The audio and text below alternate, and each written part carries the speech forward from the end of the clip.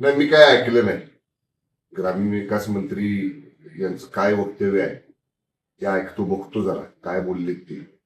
पण तुम्ही म्हणताय ते जर सत्य समजायचं झालं की तुम्ही काय म्हणला आता की त्यांनी शिवेंद्रराजे हे शिवेंद्रसिंहराजे भोसले सातारचे पालकमंत्री व्हावेत असं वक्तव्य केलं असं तुम्ही म्हटलं, मी काय ऐकलेलं नाही.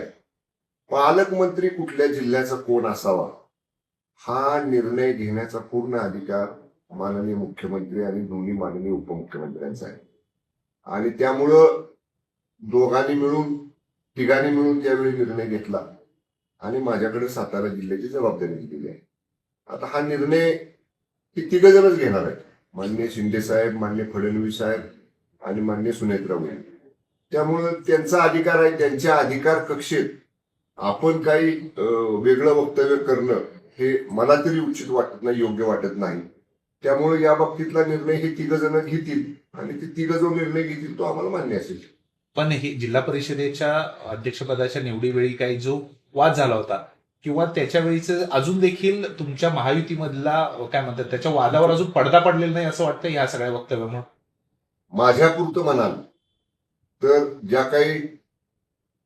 जी काही चर्चा, मला वाटतं त्याच्यानंतर लगेच अधिवेशन चालू होतं आणि अधिवेशनामध्ये माननीय फडणवीस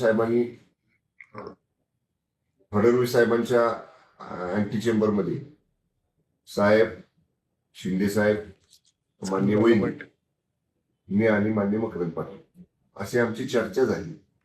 आणि जी काही चर्चेमध्ये त्यावेळी ठरलं, ह्या गोष्टी काही अंतर्गत झालेल्या चर्चा उघड बोलायच्या नसतात.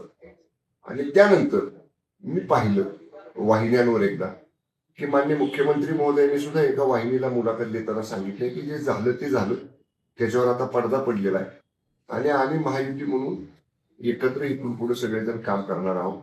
शेवटी आमच्या महायुतीचे हे तिघ जण प्रमुख आहेत, साहेब, फडणवीस साहेब आणि सुनेत्राबाई. त्यामुळे या तिघांनी बसून एकदा निर्णय घेतल्यानंतर त्यांच्या निर्णयाच्या पेक्षा वेगळं काही करणं एक शिस्तबद्ध शिवसैनिक म्हणून आम्हाला तरी योग्य वाटत नाही. त्यामुळं त्या तिघांनी सांगितलेलं आहे की एकत्र काम करा, आपण महायुतीमध्ये आहोत. त्यामुळं आम्ही माझ्या बाजूने तरी महायुती पाळायचा धर्म आम्ही करू.